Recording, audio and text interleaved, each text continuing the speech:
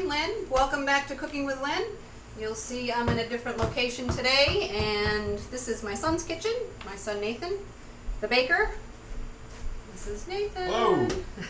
Nathan, whatever. This is his kitchen, and he's going to do some baking for us today. Something a little different, and recently he's gotten very, very into baking, and he's super good at it.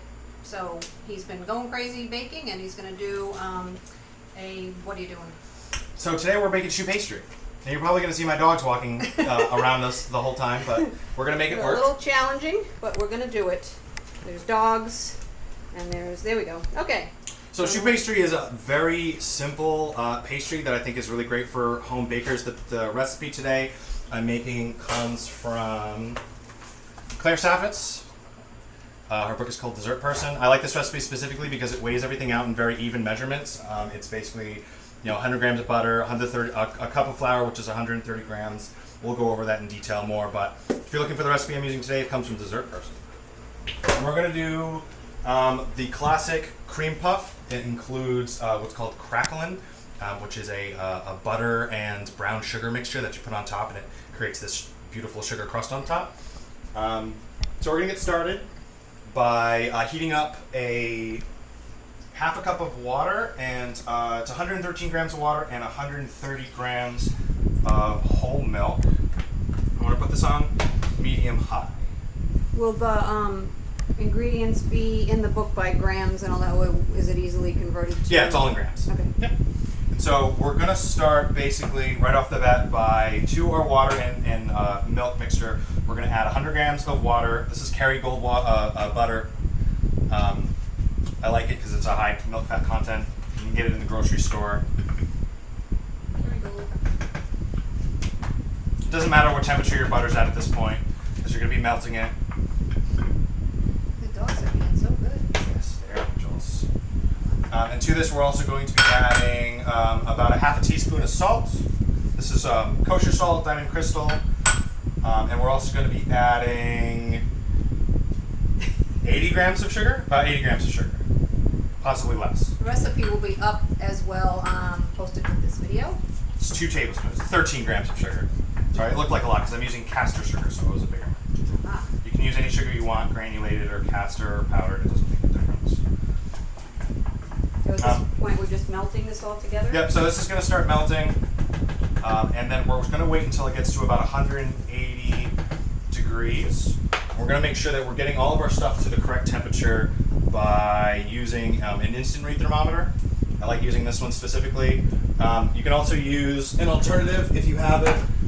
One of these is one of those laser pointers. Works pretty well. It's not super accurate. I wouldn't say it's as accurate as an instant read, but it's still pretty good.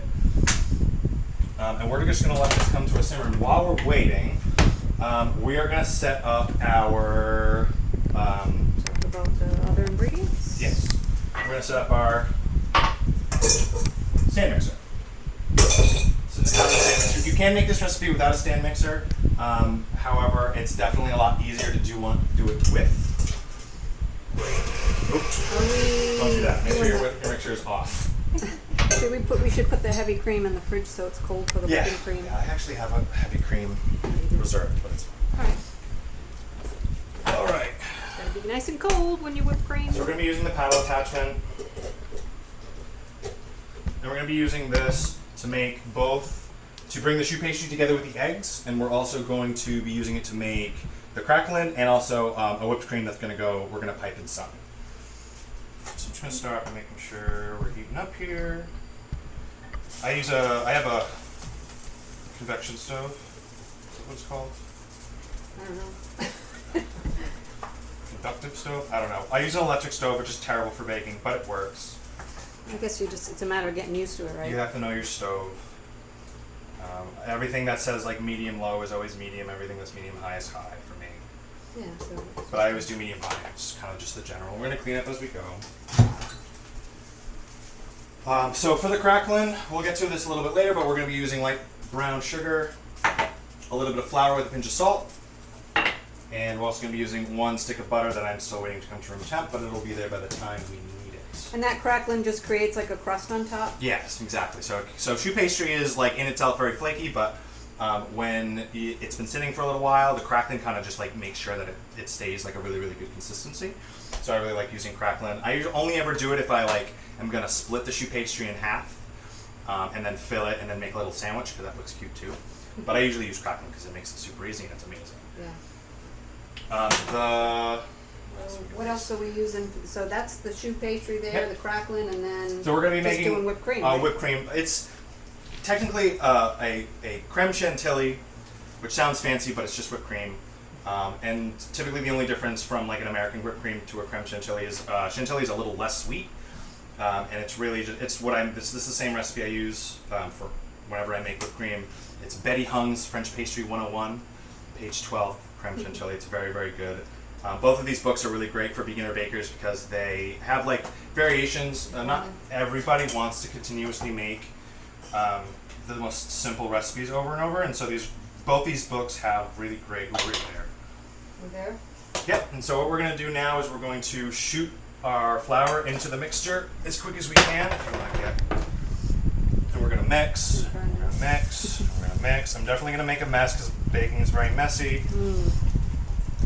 And this is pretty much immediately going to come together.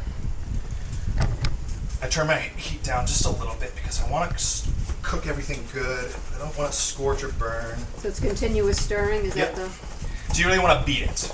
I'm using a wooden spoon specifically so that I can really make sure that the batter is being beaten across the sides.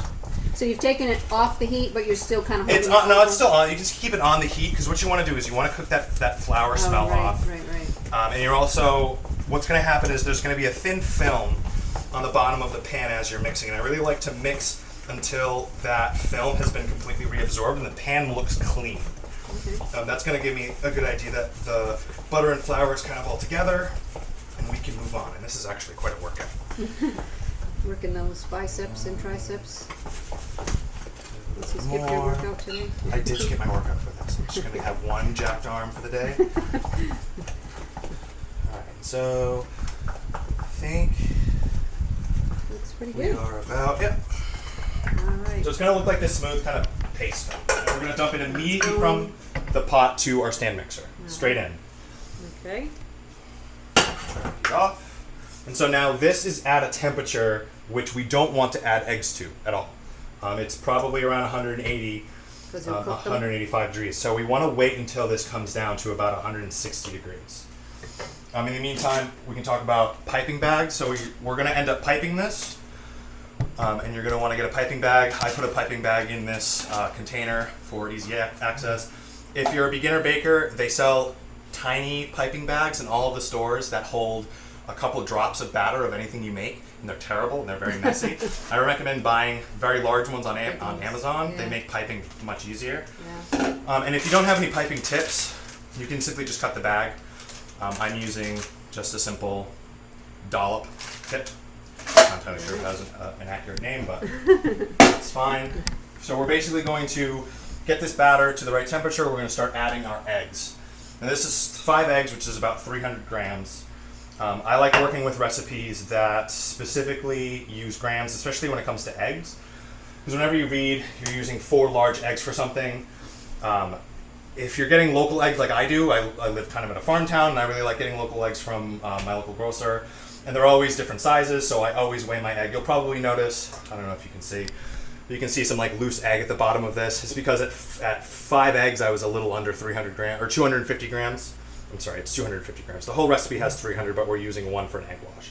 So it was a little under 250 grams, so I just scrambled 1 and I added it until it was 250. That's basically what we want to do. So basically, what we're noticing is that baking is super accurate as far as. Yeah, you want to be, especially with something like any kind of pastry is going to be like fairly temperamental when it comes to like the amounts that you're using. So choux pastries, they expand in the oven because they are so like liquid. The liquid in the eggs expands really quickly and it creates this little beautiful little pocket. And so you want to make sure that you're not adding too much moisture or you don't have enough moisture. So the reason that the stove cooking is really important, and as I mentioned while we were cooking, that film that gets reabsorbed kind of tells me that a lot of the moisture's been wicked out, and So that's kind of how you can tell that it's going correct, like it's correct. Yeah, exactly. So I mean, there's different recipes that use different proportions, and some of them use different like visual cues. But I always feel like you know that you have the proper moisture content when that lining has been reabsorbed. Okay. So I'm gonna get my candy thermometer. I was just going to ask you, are you actually going to take the temperature? Oh yeah, I'm gonna read this the whole way through. Yeah. I'm not gonna take the chance of curdling my eggs. So we have to start all the way over. We're still a little warm. That's right. You can always Stir it around. give the batter a little stir. How far off is it? A few minutes. Yeah. You want to talk about the different kinds of things you can fill the Yeah, so cream puffs with? choux pastry is really great to start because there's, depending on its preparation, it makes like a myriad of different things. So we're making the classic puff pastry today. Cream puff. Cream puff. What did I say? Puff pastry? pastry. Cream puff. We're making cream puffs, not puff pastry. That would be a nightmare. Yeah, and so if you add cheese to them, you can make these things called gougères, and they're this really delicious, savory take on the choux pastry. If you deep fry them, they make beignets. So if you've ever had a beignet soufflé, that's choux pastry. Everyone knows choux pastry for it's very common as just an eclair. So you can pipe out long things that make eclairs. Would you consider this a difficult thing to do, fussy? Or No, this was one of the first things. So this was one of the first pastries I attempted at, like when I started getting into home baking, because it's not like laminating pastry is very daunting, and there's of course greatly inspired by the Great British Bake Off. Oh, there's a million things you can do with them. You can make them look really pretty. We're just there. All right, I think we're going to start adding our eggs. We're about at 160. Yeah, we're So good. that's a good benchmark for not scrambling your eggs. Yeah, you want to be, I like to be at 160 because we're at least far enough from, so eggs cook at 170 degrees. So you want to stay as close to it, but you still want your batter to be a little warm when you start mixing. So we're going to start our mixer on a low speed, and we're going to add the eggs one at a time. Okay. And so it's going to start looking like the batter is separating. It's going to form what almost looks like curds. But if you know what you're looking for, you know that this is just the egg kind of coating the flour and the butter mixture. And it's going to soon come back together. So don't panic if you see Nope. that. You're just going to wait for the batter to come together. Yeah, I was going to say, how do you know when to add the second egg? Just when you see it kind of mixed all completely. Okay. Increase the speed a little bit. Move this along. Yeah, so we're just going to wait for it to basically look like a batter again to add the second egg.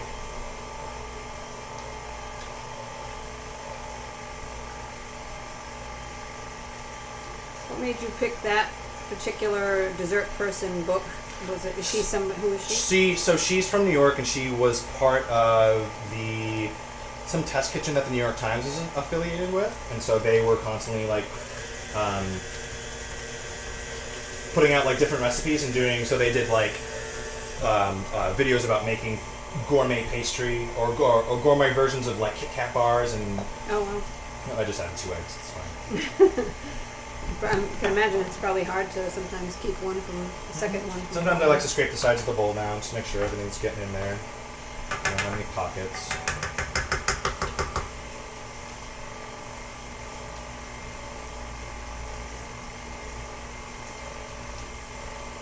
I hate the noise it makes. That sounds like batter. And we're coming together. So before you add your last egg, I always like to give it a check. So you want a batter that is going to look really smooth. So this looks really smooth. I probably need to mix it a little bit more because I have some schmutz on my side. And you can see that it's falling off the paddle pretty naturally.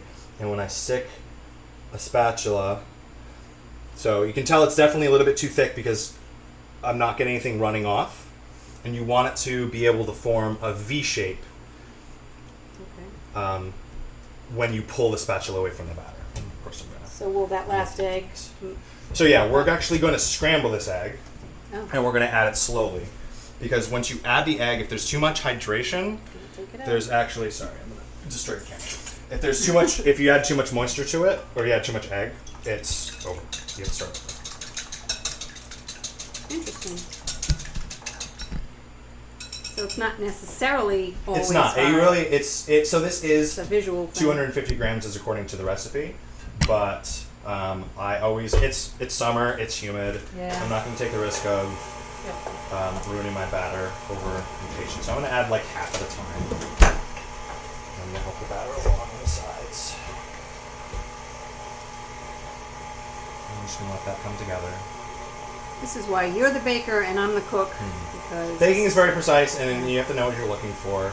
But choux pastry is a great place to start.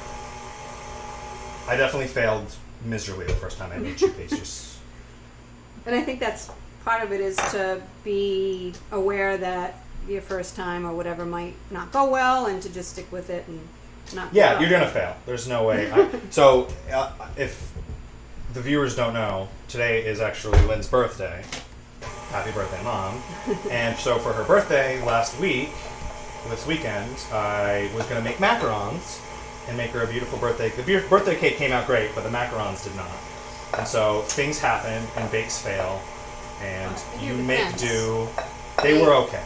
They taste amazing, and I'm eating one right now. So I added the whole egg, and we look like we're right about there. Batter looks smooth. I want to give the sides of the bowl one scrape. And while I'm getting this ready for the piping bag, Mom, can you preheat the oven to 425? Yeah. So most recipes for choux pastry, they say you usually bake them at 375. But I always like, because it's an egg-based batter and the heat is what gives it that initial rise, I like to preheat my oven to a little bit higher. Did you say 420? 425, yep. Okay, yep. So you preheat it a little bit higher, and then when they go in, you lower the temperature, and they'll bake at their final Oh, okay. resting temperature. So we're going to test this, see where we're at, and see if we're... All right, so that's perfect. So you can see that So V. not runny, It's but thin. just- No, you don't want it to... So if you get a lot on the end, it's going to fall off. But you just want to get it to have that V, Yep. and that's a great consistency right there. Beautiful. So we are going to make a mess trying to get this into a piping bag. Baking is messy. Yeah, I'm not the most graceful baker. Me either. I finally learned how to clean up as I'm cooking, but baking is still a messy business. Yes. And we are going to have to clean up as we go. When we get this out of the batter, we'll clean Here, we'll give you a this little. pan. Whoop, I'm trying to get a picture of Doggy, but he ran away. All right. We're going to need that. So Oh, you want, you want me to throw your ball? Go get it. All right. So we're going to get all of this piped into the bag. And this is where the large piping bag comes in, because when I was using those piping bags they sell at Stop and Shop and Target, I would have to split it, and the bag would get messy and oily, and it would be really hard to pipe, and it was super annoying. So I highly recommend that you get a big piping bag. We're going to get as much of this in as we can. All right. I'm a stickler for getting all of my beautiful bag up here. Yeah, you want to get Yeah, every I want to get everything. last drop. We're going to get this into the sink. We can use that for our... What? Why is your head wet? Why is your head wet? Yes, you're cute. No, say hi. We have puppies. They love our baking. My oldest dog's favorite food is butter. Really? Oh yeah. He's eating sticks and sticks of butter. Oh my God, that must not be good No, for it's not. digestion. I'm just going to get all of this It's already. coming out. So I'm going to try to get as much air out of this as I can. We're going to lose a little bit of batter, but it's not going to be good. All right. So I have 2 half-sheet baking pans ready. Your I parchment. can figure it out. Parchment paper, yeah. And just go squeezing this, it's fine. So we're gonna make 1-inch rounds. And so one of the things you can do if you're not confident about your piping is you can use destroy your kitchen. Step 1, destroy your kitchen. And then you can use a 1-inch round. And what you can do is there's 2 things. You can trace it on the parchment paper with like a pencil or something that's not gonna bleed through the paper onto your pastries. All the way through, or what you can do is you can butter the base pan and then sprinkle some flour on it and get it dusted, and then take your rounds and make little indents, and as soon as you put your paper back over, You can see them. you can see them. Cool. But piping is really hard on a piece of parchment paper that moves around, so what I like to do is just draw a little bit of pastry in the corners. There's a little bit of a waste, but honestly it's worth it. And I'm going to freehand Yeah, if it's moving. my I buns. can't imagine that would be very good. It's really annoying. So what you want to do is you want to just put even pressure on the piping bag with both hands and create a little dollop that looks like that. So this is a good test of where your choux pastry is and if it's going to bake right. You need to have a little bit of a mound, and it's going to settle a little bit. It's a little washed out. Yeah. There we go. Yep. There you So go. it's going to settle a little bit, but it's going to create that nice mound. And you're just going to do this all across your baking sheet until you're all full up. And you want to make them pretty even. So these are going to go in for how long? About 20 to 25 minutes All right. until they're golden brown. I'm going to let them watch you pipe a little bit more, and then we'll pause, and you can get them in the oven, and then we'll come back. Sure. Yeah, sounds right. They have to cool before you can fill them, I would assume? Yep. All right. They don't take long. No, well, they're tiny. The little dollop on the top, that's okay? That's Yep, because not we're going to gonna- make the crackling. That's going to create a little hat, and it's going to push it down. And Crackling takes 2 seconds. Oh, the crackling's going to go on. Yep. Okay, so. Yeah, do you want to actually clean the stand mixer Yep. thing, and then Yep. we can get the crackling takes 2 seconds. It's basically 2 ingredients. Keep going. Forget how many buns this recipe said it makes. I think it's 25 to 30, depending on the that's a lot. size. Yeah, so you really don't need that much ingredients to make a decent amount. So if you're looking to make something on a budget, and you bought store-bought, oh, those are going to be weird. I totally misaligned those. Yeah, if you bought like store-bought whipped cream or something that's rather inexpensive, you can make these on a budget. Can you fill them with like jam? Oh yeah, or, anything, like- literally anything. and I then- have some leftover applesauce from this weekend. We can use that. I've seen some people dip them in chocolate too. So those look a little wonky, but they're going to rise more than they're going to expand out. So you don't have to worry about them being too close together. All right, this is clean. Home baking isn't perfect. It's trial and error. It is.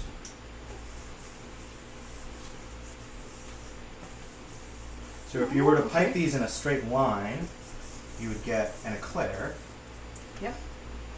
and you can pipe these in a donut, and they're, what are they called? A Paris-Bresse, which is a regional pastry from France of the small town out of Paris called Bresse. It's one of their famous international known pastries. So they don't spread out. They puff up, right? They puff So up mostly. So you don't worry too much if they're too close together. Are you using the paddle or the whisk? We're going to use the paddle to cream together the butter and the brown sugar for the pastries.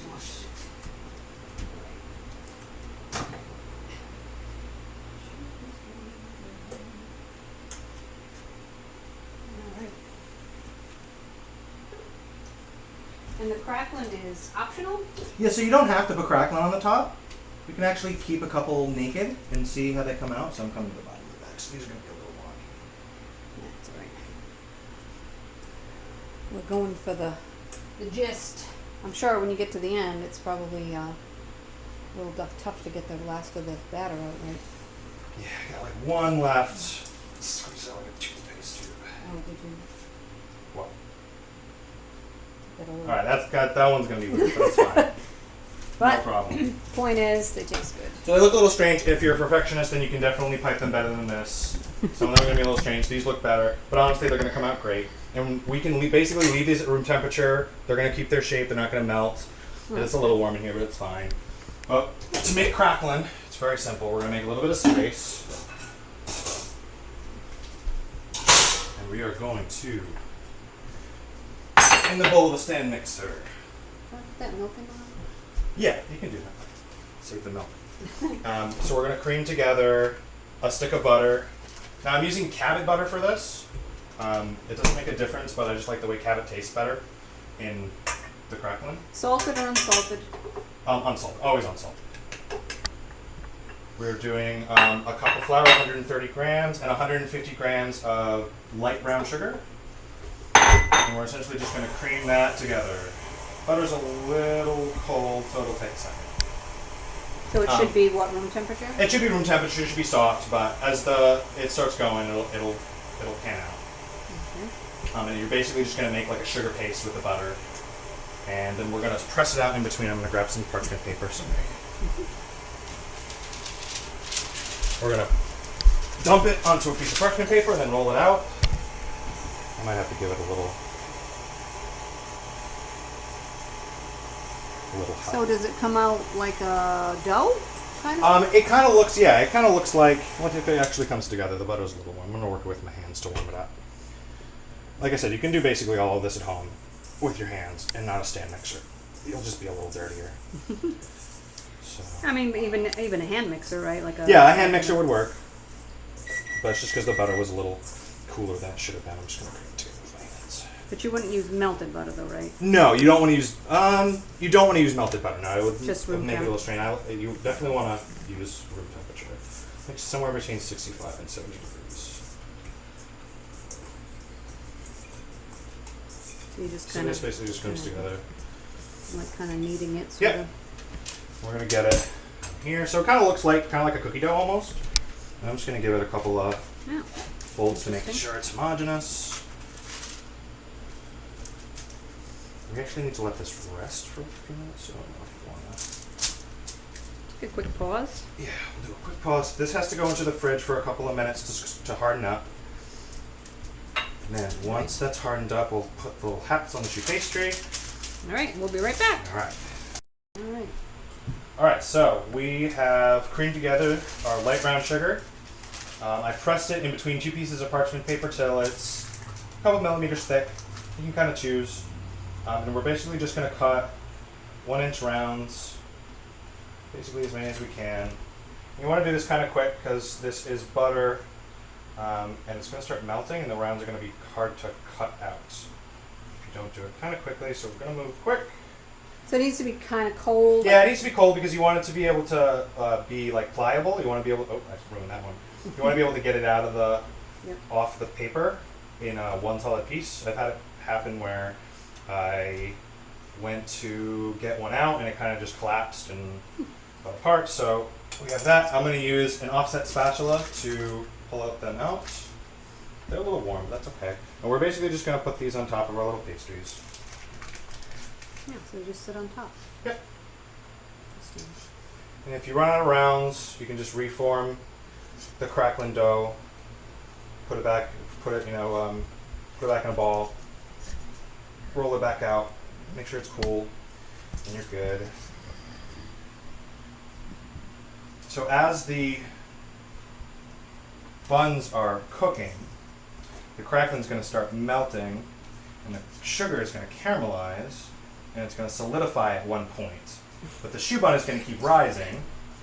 Hello. Get down. He loves choux pastry. But as the choux keeps rising, it pulls the crackling apart, and it forms this really wonderful looking top. And it's really easy way to make sure like your choux pastries all look kind of uniform, especially if you're not good with piping. Because if you can't get your rounds or your dollops to look super uniform, this is going to kind of smoothen them out and give them a little bit more uniformity. That one's going to have to, let me get rid of that.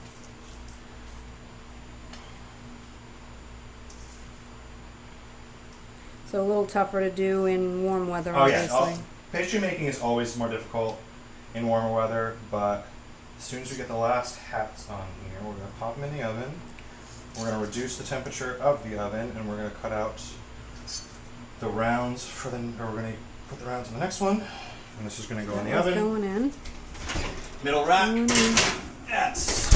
All right. And we're going to drop the temp immediately to 375. We're going to set a timer for about 20 minutes. And we're going to let those sit. All right, so we're going to just continue. I'll pause it again. Yep, I'm only going to put hats on about half of these, and we'll leave some of them alone so we can see. And we'll actually put a little bit of an egg wash on those so you can kind of see what a choux bun looks like without the crack. Yeah. And then it'll also give us a good idea if our batter was perfect, because then we'll see if it splits or if it collapses. And the egg wash is just... It just gives it that nice shine. You don't put anything in the egg, right? Nope, just eggs. just pure straight egg. eggs. But I've seen some people put like You water. could probably put water or milk. You don't need to, right? You don't need to. I always just do a basic egg wash. All right, so we'll just pause and we'll come back after they're baked. All right. All right. So we made our choux pastry, piped it onto 2 half-sheet baking trays. We left some of them naked, most of them have the crackling, and we pulled our choux buns out, and they look amazing. This is with the crackling. You can see that brown top, and then this is without. Still brown on top, but you don't have that little layer of that sugar thing on top there. And so the crackling helps give it a more regular shape, like some of the non-crackling choux buns come out a little irregular. They're still pretty. You can still fill them with something, and they still look great. We gave them a little bit of an egg wash, which you can see with hopefully you can see with the shiny parts. Yep. Right there. They look a little shiny. That's an egg wash we gave them, just a basic egg wash with nothing in it. And I started preparing a couple different ways of filling your choux bun. So I had some extra applesauce that I made over the weekend for some cream horns that I made. And so basically what I did was I filled them. This is probably going to go everywhere, but I'm going to show you. I filled them with applesauce. So this is kind of like an apple pie. My mom and I whipped up some basic whipped cream, which was basically just a heavy cream whipped in the stand mixer on high with a little bit of sugar. And then I just did it with a little bit of fancy sugar, and it looks amazing, so I'm going to eat